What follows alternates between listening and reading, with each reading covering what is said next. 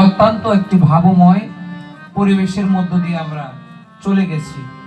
এখন হয়তো পালার গান অতটা ভালো লাগবে না, তবুও আমার কাছে একটি প্রশ্ন করে গেছেন রানু সরকার,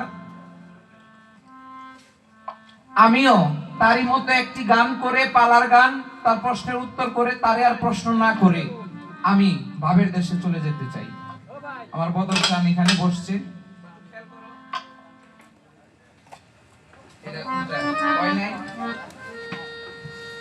কথায় কথায় বলছে যে নবী, যে কোন নবী, শুধু হযরত মুহাম্মদ সাল্লাল্লাহু আলাইহি ওয়াসাল্লাম বাদ দিয়ে নবীরা একটা না একটা ভুল করছে। এটা বাজান আমি আর এই বিষয়ে কোনো কথা বলতেই চাই না।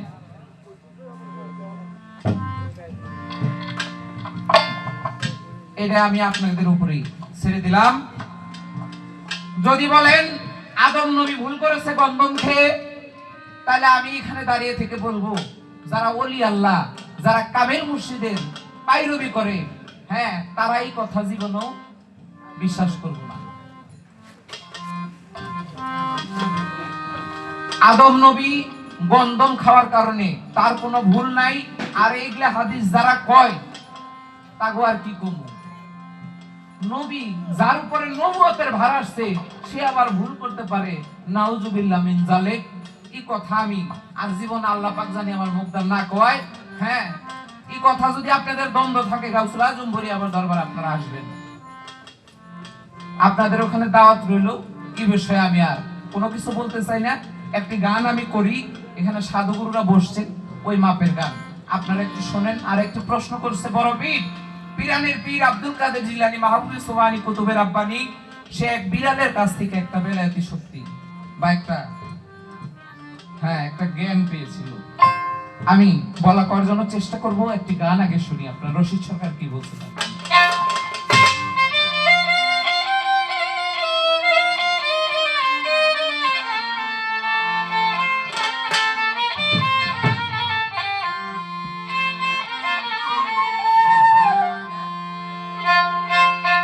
ওরে জ্ঞানী হলে পাপ হইতে মানুষ মুক্তি পাবি,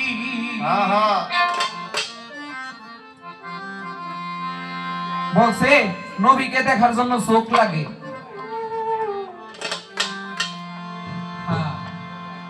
এক পর্যায়ে আবার আপা বলছে যে বেলায়েতের মধ্যেই আমরা এই পীর মুর্শিদের মাধ্যমে আমরা নবীকে পাই, বলছে না?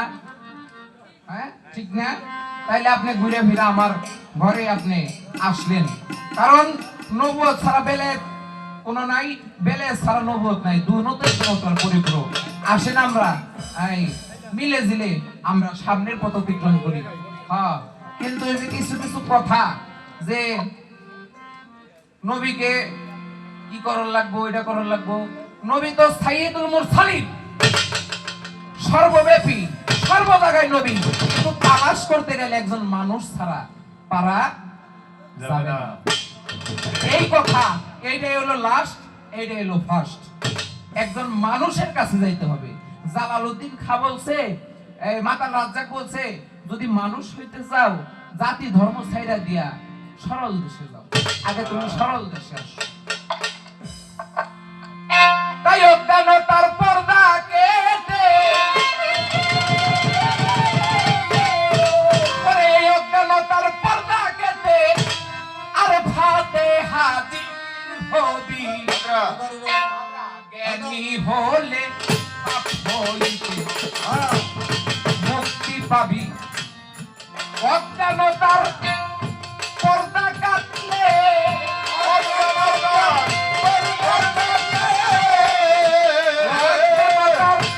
পর্দা কেটে আর ভাতে হাজির হবি, জ্ঞানী হলে পাপ হইতে মুক্তি পাবি, জ্ঞানী হলে পাপ হইতে মুক্তি পাবি।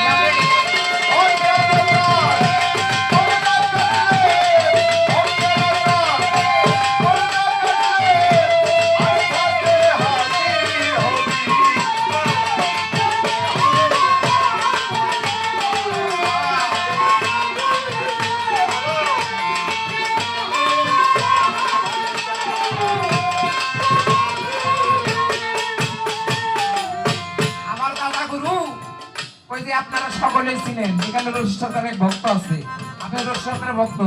আমার দাদা গুরু বাউল কবি কাদের সরকার তোলা চাঁদের প্রথম সারি খেলাফতপ্রাপ্ত খলিফা ছোট বাজায়। আমার দাদা গুরু তার একটি কালামে লিখলো কি, মনের চেয়ে জ্ঞানের বয়স কম পড়ে, তাই মন দুরন্ত হয়ে ভ্রান্ত, খুঁজে পায় না জ্ঞানের। তোমার বয়স যেমন তোমার জ্ঞানের পরিধিও ঠিক ততটুকু। এই গানটাই বুঝিয়ে দিবে, আমি আর কোনো কথা বলবো না। কি বলছে, অজ্ঞান করলে সেরে খাবে, জন্ম সরকায় ঘুরতে হবে, অজ্ঞান হইলে সেরে খাবে, জন্ম সরকায় ঘুরতে হবে, অজ্ঞান করলে সেরে খাবে, জন্ম সরকায় ঘুরতে হবে না।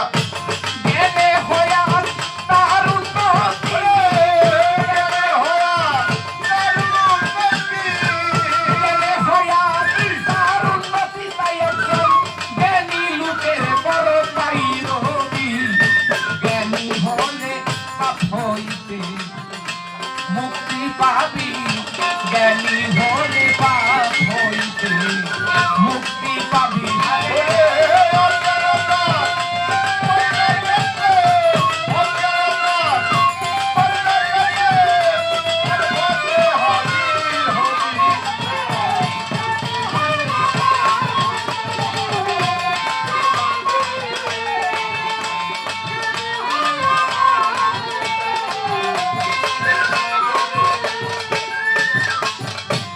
বদরসান আরাফায় অর্থ জানা শোনা, এইসব অজ্ঞানিকার ভেদ বোঝে না। ও আরাফা হইল জানা শোনা,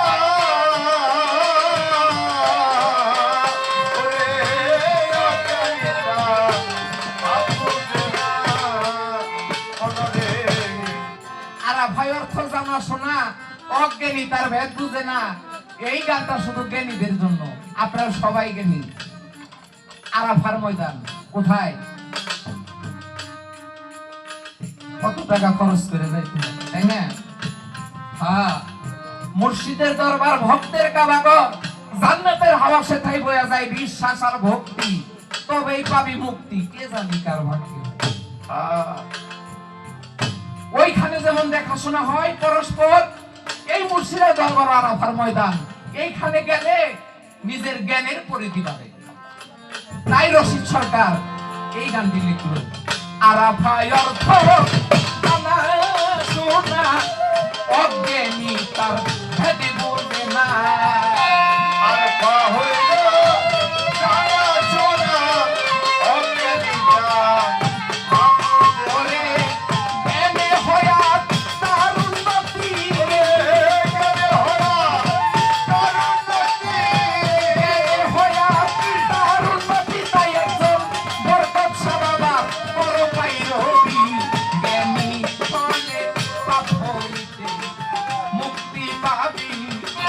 জ্ঞানী হলে পাপ হইতে মুক্তি পাবি।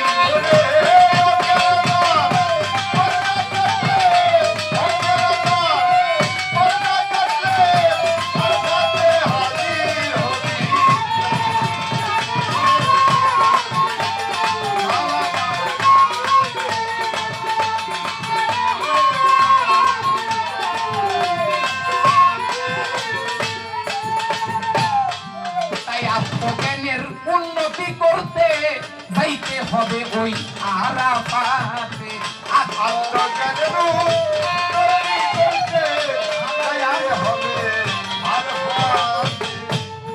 আত্মজ্ঞানের উন্নতি করতে যাইতে হবে ওই আরাফাতে, করে সহজে তার দ্বার খুলে না,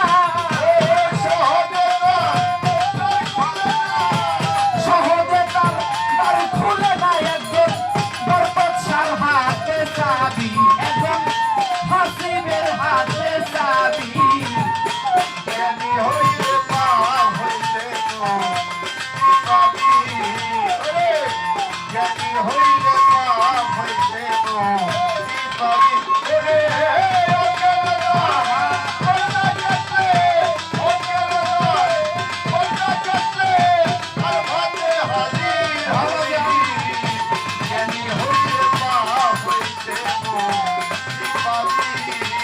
জন জ্ঞানী হইলে পাপ হইতে